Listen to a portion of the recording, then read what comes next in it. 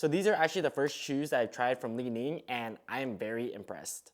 What is up? Today we have a performance review of the li-ning Way of Wade All City 10 V2 shoes, basketball shoes particularly, and shout out to my brother for lending me them so I could wear test them for you guys. Mainly from, again, a volleyball perspective, we have these in the Dreamer colorway, which is mostly white with red and blue along the upper as well as orange, kind of a mixed match colorway with the different color heels. But yeah, I was very excited to try these out because, like I said, first li-ning shoe that I've tried, and I've heard amazing things about their boom cushioning. This does have full-length boom, and spoiler alert, that was my favorite feature of the shoe. So starting with the fit, I wear a 9.5, and I went true to size, or I guess my brother went true to size because we were the same size, but 9.5 felt great for me. I do like a snug fit, and these offered that. The upper is mainly mesh material, which is all throughout the upper, and then we have some plastic on the back on the heel. It also features this strap along the midfoot for better lockdown and containment.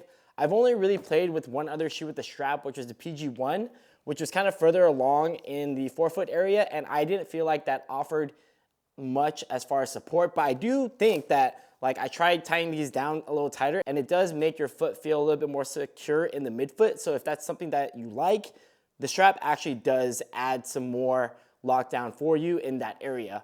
So it's not just like an aesthetic feature. I think this strap can actually add to the performance of the shoe if you wanted it to. I also like that after I lace my shoes, I could tuck it underneath and put the strap over top to keep the laces out of my way. So it does add that as an extra bonus. My feet were not sliding around the shoe at all. No pinching in high wear areas or areas of discomfort. No blisters. So the fit overall was great for me. So for most people, I would recommend true to size. And if you're a wide footer, probably go up half a size considering how snug they are when you do go true to size. Also, I'd like to mention that there is some extra lace loops. So one on the lateral side lower on the shoe, and also one on the medial side lower on the shoe. So if you felt like the eyelets at the top of the shoe were not enough, you can go ahead and take advantage of that to get better lockdown in your ankle area.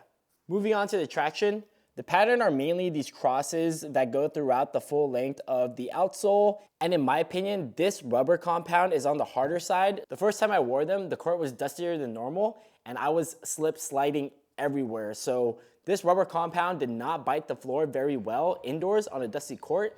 I would pretty much have to wipe almost between every rally in order to have some sort of traction. And it was so bad to the point where I actually had to take them off after the first set because I did not feel comfortable wearing them indoors on a dusty court. So traction was actually probably the worst part of the shoe in my opinion. I was texting my brother because he wore these before I did. So they're slightly broken in, pre-owned, but he was saying that he had no issues on a clean court. But in my experience indoor, I played on a very dusty court and a semi-dusty court, and I just could not feel comfortable in these shoes. There were certain rallies and points where had I had better traction, I probably could have gotten the ball, but I slipped on both of my feet. So the traction didn't end up being something I could trust playing indoors. And if you don't have fit or traction, it kind of doesn't bode well for the whole shoe because I don't feel comfortable playing in it. And if you don't feel comfortable playing in it, then you're not gonna be able to perform at your highest potential. So that was kind of a letdown for me, but I did play some casual basketball outdoor in them, and these actually feel really good outdoor. I'll get into the cushioning later, but as far as traction goes, you're fine outdoors. These grip the floor very well, and yeah, so I would avoid playing in these indoors if you do end up planning to get a pair, but outdoors you are covered and traction actually performed really well. So on to cushioning. This features full-length boom, which is like li-ning's flagship foam cushioning, and I really like it. This might be a hot take, but this might be my favorite foam cushioning that I've ever tried, and that goes for like Lunarlon, Bounce, Boost, Cushlon, Phylon. Like, wow, boom is like, if a shoe doesn't have Zoom Air, then I want it to have boom. And if we could have boom and Zoom Air, that would be sick. But, oh, is it possible if you have a drop-in midsole, insole, huh? Anyway, American Dream. Like I said, I really enjoyed the boom cushioning. They feel bouncy and responsive, great impact protection. The step-in comfort is great as well.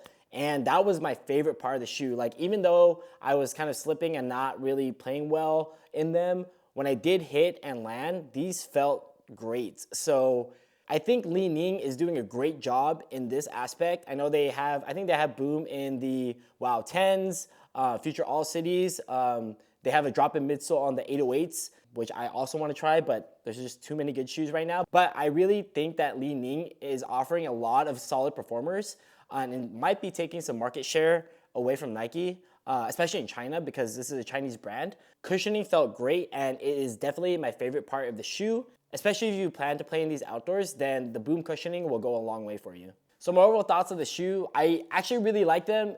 I just can't get over the fact that I can't trust the traction indoors, especially on dusty courts. And I don't want to have to wipe between every rally because I have to. Like, maybe if it's habit and I just like wiping, but when I play in these shoes, I'm like, I have to wipe. There's no way I'm not wiping because I just can't grip the floor. But if we're talking outdoors, then I think these are a very solid offering. They retail for $149, but currently they're on sale for $129.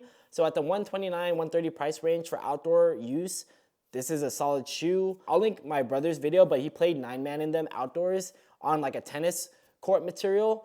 So if you're gonna be playing basketball outdoors or 9-man or anything outdoors like pickleball, then I think this is a great shoe for those purposes. Even though I didn't have a good experience indoors, I know I like boom cushioning, so like the Wow 10s, if those ever go on sale, the 808 V2s, if those go on sale, I would love to try them, but they are currently not in the budget. But maybe in the future, now that I've had a taste of like li-ning and a different brand, it definitely makes me want to try different technologies, different foam setups, cushioning, traction patterns, to see what is out there, because honestly, it's a very good time for like people playing volleyball or basketball or any indoor sport on hardwood because there's just so many solid offerings from all the different brands. So it's good that it's getting a little bit more competitive. So hopefully, the tech, the shoes get better, prices get lower, and yeah, there's just so many shoes to try, but don't have infinite money. But let me know if you have any questions. And if you enjoyed this content or any more sneaker performance reviews, go ahead and subscribe, like the video, and yeah, that's gonna do it. So I'll see you in the next one. Peace. That was weird.